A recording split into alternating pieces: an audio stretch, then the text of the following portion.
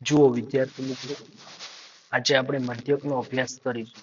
10 અવલોકનોનો મધ્યક 48.4 છે. તેમાં એક અવલોકન ભૂલથી 45 ને બદલે 54 લેવાયું હોય તો સાચો મધ્યક શોધો.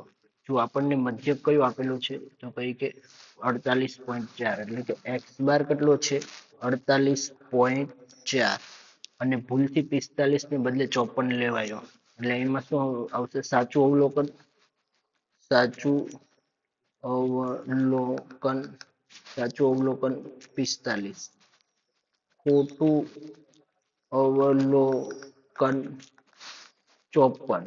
બરાબર હોય તો સાચો મધ્યક શોધો. 10 અવલોકનો એટલે એન તમારો કેટલો થશે? 10. હવે જુઓ તો કઈ કે પેલા આપણે સિગ્મા એક્સ મેળવવો પડશે કે ટોટલ અવલોકનો કેટલા છે.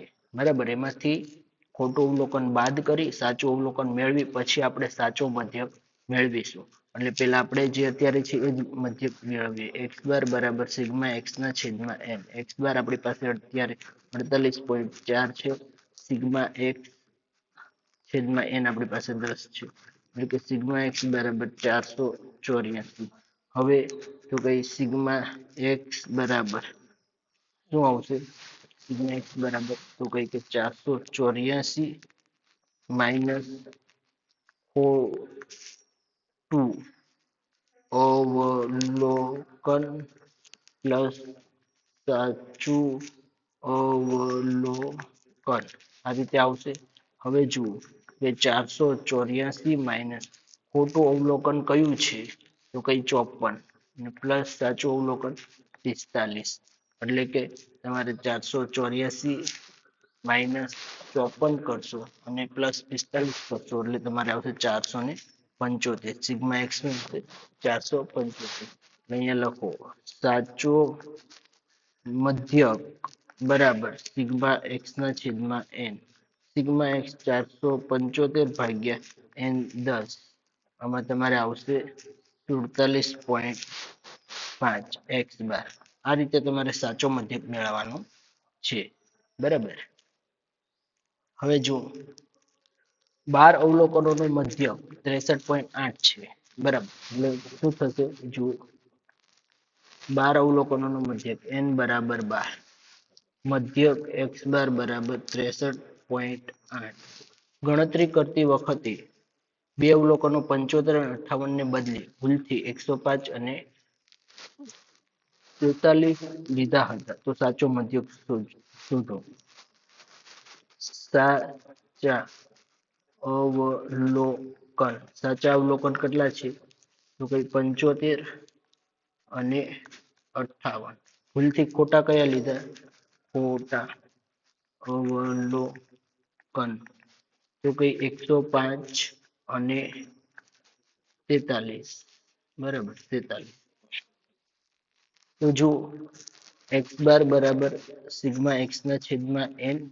એક્સ બાર 63.8 આપેલા છે, એન આપણને 12 આપેલા છે. સિગ્મા એક્સ મેળવવાનો છે. ટોટલ જે અવલોકનોનો સરવાળો મળશે તેમાંથી ખોટા અવલોકનો બાદ કરવાના છે, સાચા અવલોકનો ઉમેરવાના છે. એટલે તમે જુઓ 63.8 ગુણ્યા 12 કરશો, સિગ્મા એક્સ બરાબર 63.8 ગુણ્યા 12 કરશો એટલે સિગ્મા એક્સ શું આવશે તે તમે જુઓ તો કઈ કે 765.6. હવે જે છે ને સિગ્મા એક્સ બરાબર તો કઈ કે સિગ્મા એક્સ બરાબર 765.6 માઇનસ ખોટા અવલોકન પ્લસ સાચા અવલોકન આવું આવશે. 765.6 માઇનસ ખોટા અવલોકનો 105 minus 43 plus 75 plus 58. Sigma x બરાબર શું આવશે? બાદ કરશો અને ઉમેરશો એટલે 750.6 આવશે. હવે જુઓ જે 750.6 આવે છે ને એમાંથી તમારે એક્સ બાર સાચો મધ્યક મેળવવાનો. સાચો મધ્યક બરાબર એક્સ બાર બરાબર સિગ્મા એક્સ ના છેદમાં એન. 750.6 એન આવશે 12. એક્સ બાર બરાબર 62.55 આ રીતે તમારો એક્સ બાર આવશે બરાબર. નેક્સ્ટ જુઓ 15 અવલોકનોનો મધ્ય એટલે કે n બરાબર 15 અને એક્સ બાર બરાબર 22. તેમાં એક અવલોકન 12 ને બદલે -12 લેવાય એટલે 12 સાચું અવલોકન બરાબર 12, ખોટું અવલોકન બરાબર -12. હવે અહીંયા શું આવશે? સાચો મધ્યક એટલે એક્સ બાર બરાબર સિગ્મા એક્સ ના છેદમાં n. એક્સ બાર કેટલા છે? 22 બરાબર n 15 સિગ્મા એક્સ. હવે 22 ગુણ્યા 15 બરાબર સિગ્મા એક્સ. એટલે આપણે બંનેનો ગુણાકાર કરીશું કે ભાઈ 22 ગુણ્યા 15 તો જુઓ સિગ્મા એક્સ બરાબર કેટલા થશે? 330. આપણે કેલ્સીમાં જોઈ લેવાનું 22 ગુણ્યા 15 બરાબર. હવે જુઓ સાચો મધ્યક બરાબર શું આવશે? સાચો મધ્યક બરાબર સિગ્મા એક્સ માઇનસ 330 માઇનસ કૌંસમાં -12 પ્લસ 12. -12 ખોટો મધ્યક છે એટલે બાદ કરીશું અને સાચો મધ્યક ઉમેરીશું. એટલે જુઓ આમાં શું આવશે? 330 માઇનસ માઇનસ પ્લસ 12 અને પ્લસ 12 એટલે અહીંયા તમારે આવશે ટોટલ સિગ્મા એક્સ બરાબર 354 બરાબર. હવે જુઓ સાચો મધ્યક બરાબર શું આવશે? સિગ્મા એક્સ ના છેદમાં n. એટલે સિગ્મા એક્સ કેટલા આવશે? 354 ના છેદમાં n. n કેટલા છે? 15. એટલે અહીંયા તમારે ડિવાઈડ કરશો એટલે જુઓ એક્સ બાર કેટલા આવશે? સાચો મધ્યક તો કે 23.6. આ રીતે તમારો આન્સર આવશે બરાબર સાચો મધ્યક. નેક્સ્ટ જો 100 સંખ્યાઓનો મધ્યક 58.5 છે એટલે આન્સર જુઓ n બરાબર 100, એક્સ બાર બરાબર 58.5.